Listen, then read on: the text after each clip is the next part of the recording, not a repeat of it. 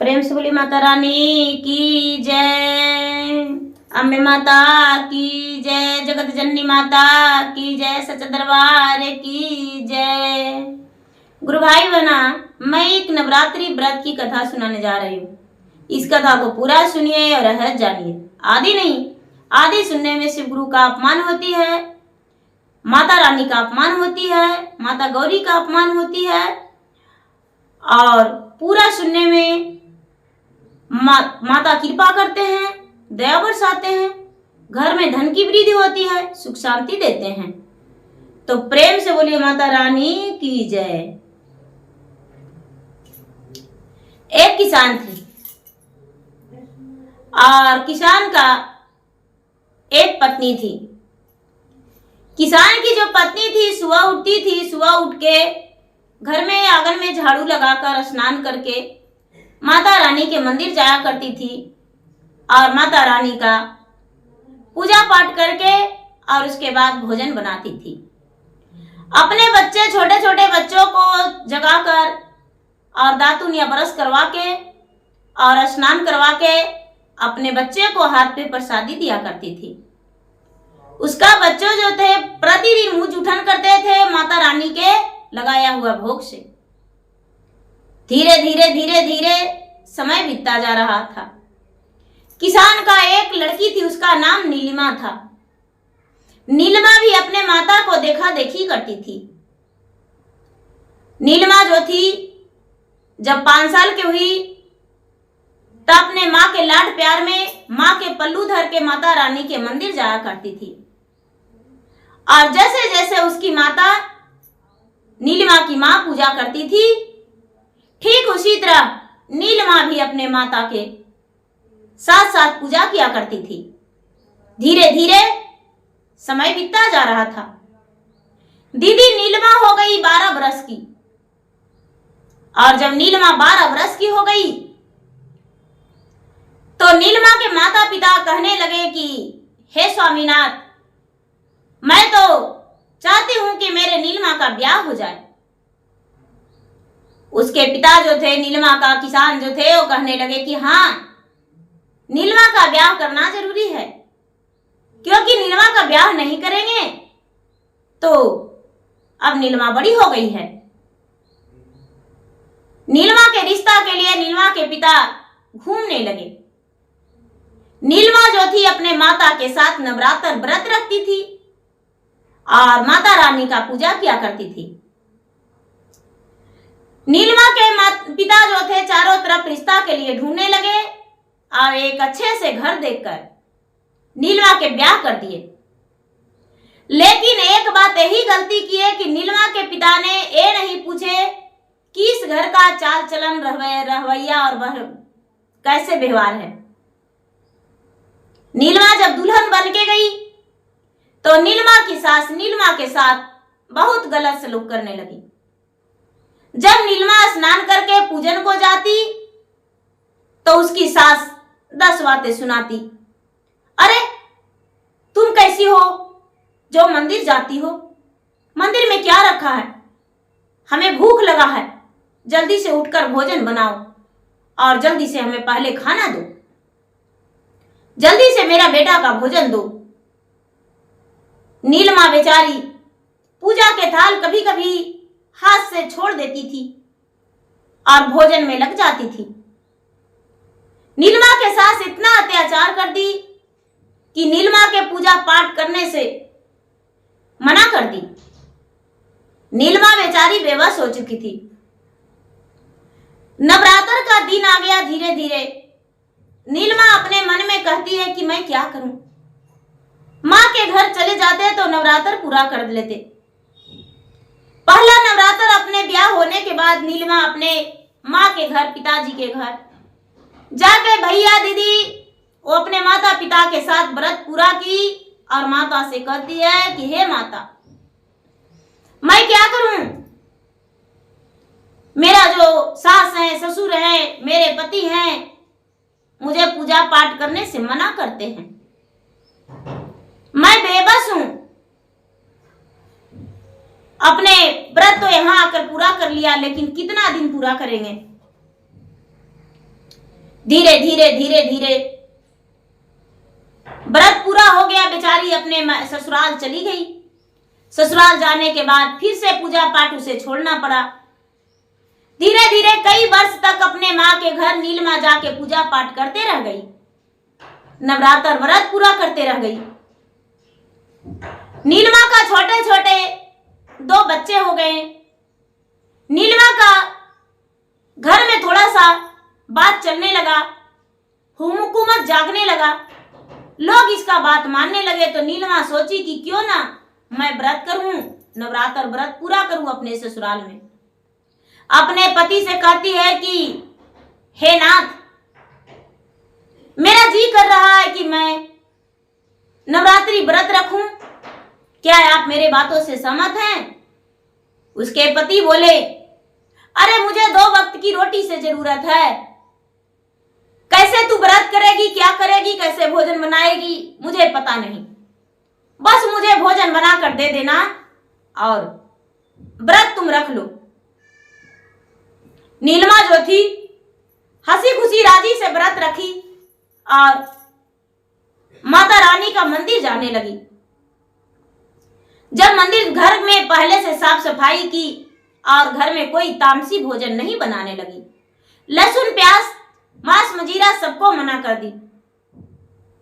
सास सोचती है कि अरे इससे तो लगता है कि बदला लेने का वक्त आ गया है, कुछ हमें करना पड़ेगा, क्या करूं, कुछ तो मुझे करना पड़ेगा।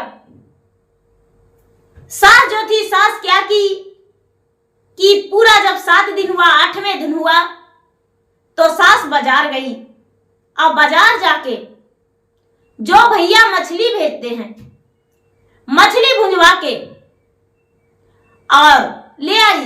और जहां नीलिमा सोती थी, नीलिमा बेचारी जमीन पे एक कंबल बिछा के, उठ पे बेडशीट बिछा के और तकिए लगा के, कपड़े का तकिए लेती थी और उसी पे सोती थी।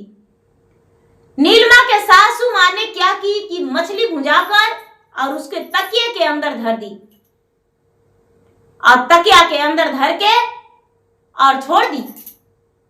बाकी घर में अपने पति को भोजन करा दी मांसाहारी, अपने भी खुद का भोजन कर ली कि नीलिमा व्रत कैसे पूरा करेगी, इसका व्रत टूट जाएगा।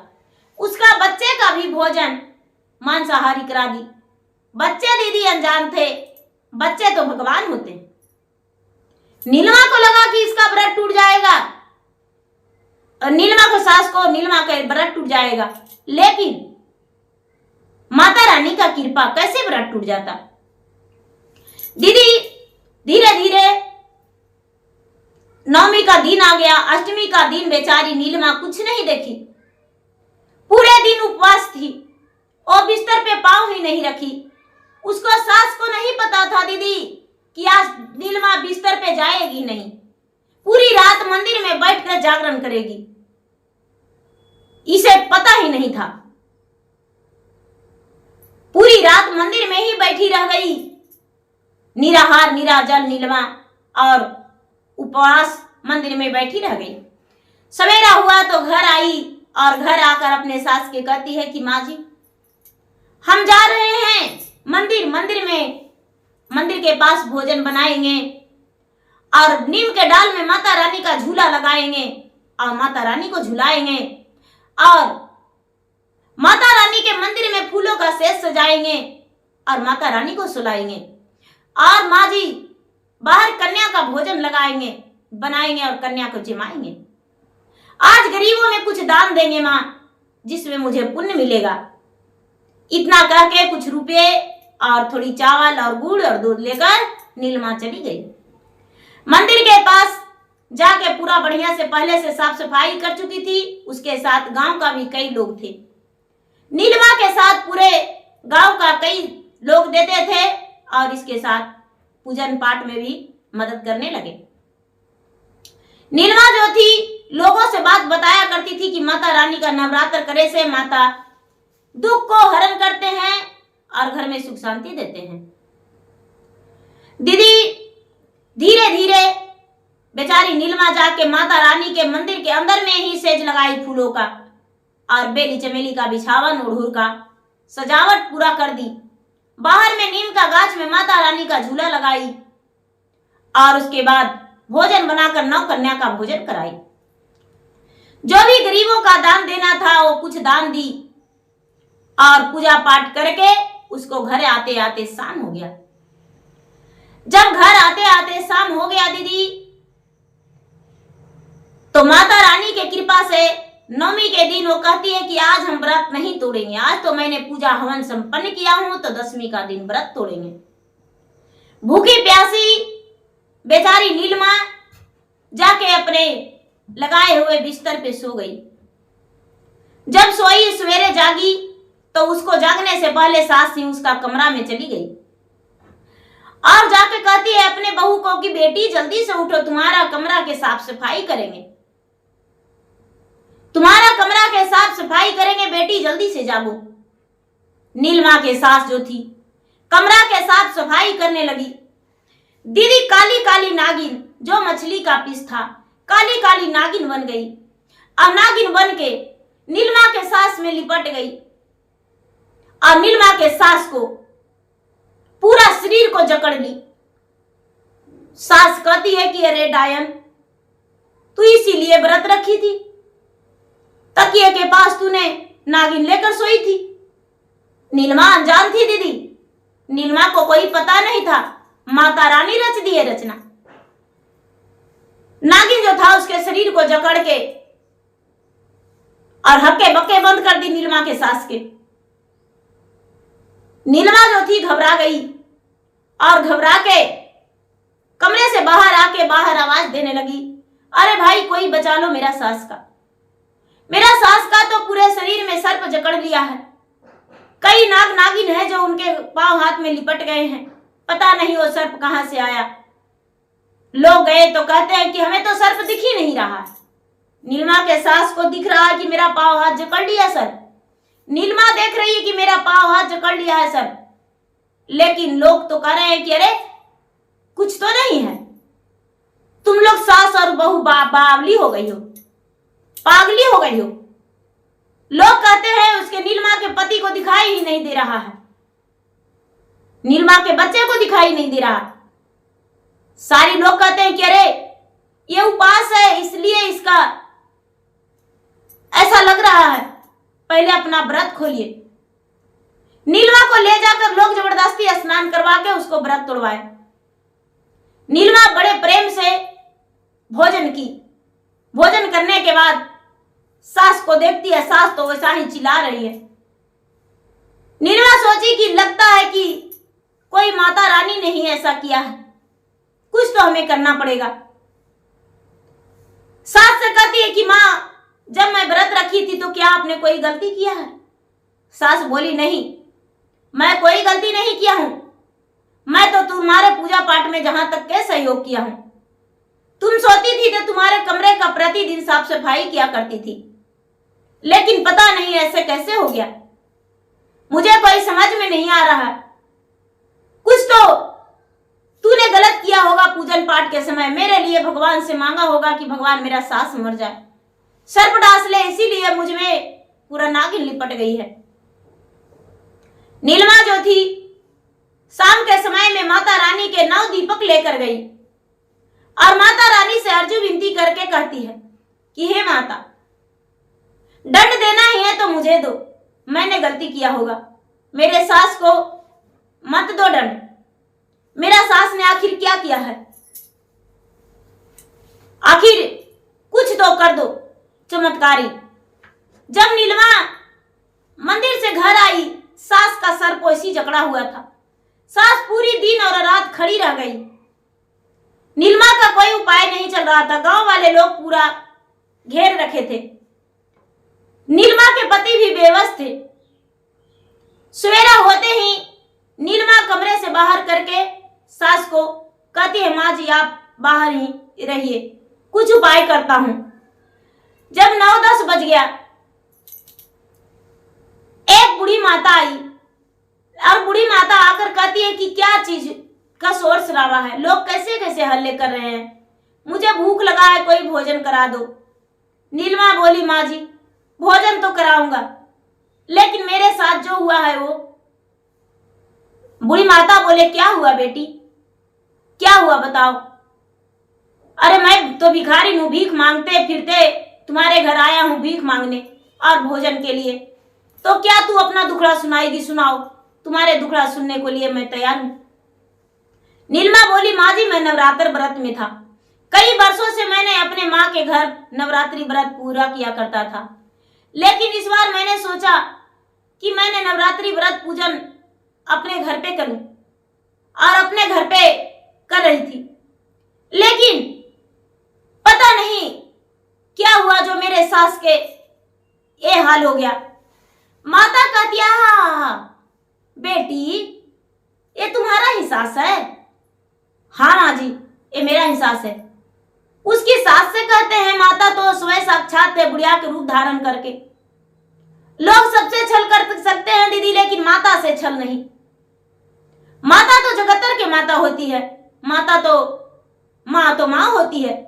ये धरती भी है तो माँ है, एक गौ माँ जो है 4 पांव में बंधी हुई खूंटों से, वो भी माँ है। जो जन्म दिया है वो भी माँ है। और एक माता अम्बे भवानी है। 5 माता होती है 5 प्रकार के, लेकिन माँ जो है उसका शब्द एक ही निकलता है दीदी, माँ। माता कभी कुमाता नहीं हो सकती है दीदी, पुत्र कुपुत्र हो सकता है। हम गलती कर सकते हैं, माता माफ करती है, सजा नहीं देती है। माता स्वयं उससे कहते हैं कि अरे तू नीलिमा के सास है, कल मछली वाला दुकान पे तू ही मछली भुजा रही थी ना। नीलिमा के सास मुड़ी डुलाते हुए हाँ बोली, सर हिलाते हुए हाँ। क्यों? खाने को लिए? गांव का लोग भीड़ लगा रखे थे दीदी, खाने के लिए लाई थी, बहू नवरात्र में थी। नहीं, किस लिए तू मछली भुजा कर लाई थी? बहू को बदनाम करने के लिए, कि बहू का तकिए के अंदर रख देंगे और कहेंगे कि बहू झूठी व्रत करती है और बहू मछली का भोजन करती है और झूठे कहती है मैं उपवास हूं। इसीलिए मैं अष्टमी का दिन मछली भुजा कर लाया था, और मेरा बहू तो अष्टमी का दिन पल भर भी नहीं सोई, मंदिर में जागरण की। और नवमी का दिन बहू सोई थी, और सुबह सुबह मैं कमरा साफ करने के बहाने दिखाने को लिए लोग के शोर शराबा करते दिखाते, तो सर्प का जितना पीस था, मछली का पीस वो सर्प बन गया। अरे बेटी क्या बना जो हम नहीं जानते हैं, लेकिन तुम जब नीलिमा के सास हो तो तुम्हें मछली के दुकान पे हम देखे थे, आप तो मछली भुजवा रही थी, आप ही थे ना? नीलिमा की सास कहती है कि हाँ हम ही थे। तो रे तुम्हारा तो बहू नवरात्र में थी, नवरात्र व्रत रखी थी, तो तू मछली कैसे? नीलिमा की सास बोली, हाँ मैंने अपने बहू के बदनाम करने के लिए मछली के दुकान पर जाकर मछली भुंजवा कर लाके और बहू के तकिया के नीचे रख दिए थे, और मेरा बहू रात में, अष्टमी के रात में नहीं सोई, पूरी रात मंदिर में जागरण में रह गई, और सुबह में नवमी का दिन में पूरा दिन कन्या पूजन और पूजा पाठ में हवन में लगी हुई रह गई। और जब नवमी के दिन रात्रि में सोई तो सवेरे हम जल्दी जल्दी जागे और बहू के कमरे के सफाई के बहाने उस कमरे में झाड़ू लेकर चले गए और झड़ुआ लगाने लगे। जब बहू का तकिए हटाने का कोशिश किए तो तकिए के अंदर से ये जहरीले सांप मुझ में आकर जकड़ गए और मेरे शरीर को घेर लिए। बूढ़ी माँ कहती है, नहीं बेटी, हम तो नहीं जानते कि तुम्हारे शरीर में सर्प कैसे जकड़ा, लेकिन बेटी हम तुम्हें मछली के दुकान पे देखे थे, इसीलिए हम तुम्हें बता रहे हैं बेटी कि लोग जो पुण्य करते हैं उसमें पाप का भागीदारी नहीं बनना चाहिए बेटी। और तुम्हारी सास जो है वो मछली के दुकान पर खड़ी थी, इसलिए बुला गया और बोलेगी ये बुढ़िया छोटी मुंह बड़ी बातें करने आई है। नीलिमा समझ गई कि ये कोई अजनबी माता नहीं है। उन्हें हाथ पांव जोड़ने लगी। माता कहते हैं कि बेटी मैं क्या बोलूं, जाना है माफी मांगना है तो जाओ, माता के शरण में गिर जाओ, माता से माफी मांग लो और माता से कहो तुम्हारी मदद माता जरूर करेंगे, अवश्य ही करेंगे। नीलिमा दौड़ी दौड़ी माता के मंदिर गई और माता से कहने लगी, हे माता जी मुझे क्षमा कर दो, मेरे सास का क्षमा कर दो, मेरे सास ने गलती किया है, लेकिन इतनी बड़ी सजा मत दो कि जिसमें मैं बिना सास का हो जाऊं, मुझे क्षमा कर दो। जैसे लगा कि आकाशवाणी हो रहा है मंदिर में, कोई नीलिमा से बता रहे हैं कि अपने सास से बोलो गलतियां माने, क्षमा मांगे। नीलिमा दौड़ती भागती आई अपने सास के पास और अपने सास से कहती है कि माँ जी आप माता रानी के सामने मस्तक को झुका के माता रानी से क्षमा मांगिए, क्योंकि आपने बहुत बड़ा गलती किया है। नीलिमा की सास ने माता रानी को मस्तक झुकाकर प्रणाम की और माता रानी से बोली, हे माता रानी जो मुझसे गलती हुआ है मेरे गलती को क्षमा कर दो माँ, मैं अब ऐसा गलती नहीं करूंगी और आपके चरण के दास बन के रहूंगी और बहू के साथ साथ हम भी आपके भक्त बन के और नवरात्रि व्रत करेंगे। हे माता मैं तो सुना हूं कि जो नवरात्रि व्रत करते हैं कोढ़िया को कया दे देते हैं, अंधे को आंख दे देते हैं, निर्धन को धन दे देते हैं, बांझन को पुत्र दे देते हैं, कन्या को जोड़ी दे देते हैं और धनवान होने का आशीर्वाद देते हैं माता। तो माता हमें भी एक ग्रह से मुक्त कर दीजिए, मेरा जो शरीर में सर्प जकड़ रखा है माता इसे आप दूर कर दो। दीदी नीलिमा के सास के शरीर से सर्प जो था धीरे धीरे सब चला गया। लोग देखते ही देखते रह गए। सब लोग कहने लगे, हाय रे कैसी सास थी, देखो तो बहू पे इतना अत्याचार की, बहू के बदनाम करने के लिए मछली भूंजकर उसके तकिए के नीचे रख दी। माता रानी के कृपा देखिए, माता रानी साक्षात विराजमान थे। जितना मछली का पीस था सब नागिन बन गया और बुढ़िया के शरीर में जकड़ गया। हे भगवान ऐसा कि इससे ज्यादा भी सजा मिलते, लेकिन काटवे नहीं किया, काट लेता तो बुढ़िया मर ही जाती। उसको सजा भारी मिलना चाहिए। बहुत लोग बहुत तरह तरह के मजाक उड़ाने लगे दीदी। कुछ लोग जो थे वो डर गए कि अरे हम भी बहू के साथ नाजायज करते हैं। हे भगवान हम अब अच्छा से रहेंगे अपने बहू के साथ, हम गलती नहीं करेंगे। और कई जो सास थी वो अपने अलग रास्ता बना ली और अपने बहू से प्यार करने लगी, बहू को इज्जत मान सम्मान देने लगी, बहू को पूजा पाठ में भंग नहीं करने लगी। बहू जो थी बहू से अच्छे से पेश आने लगी।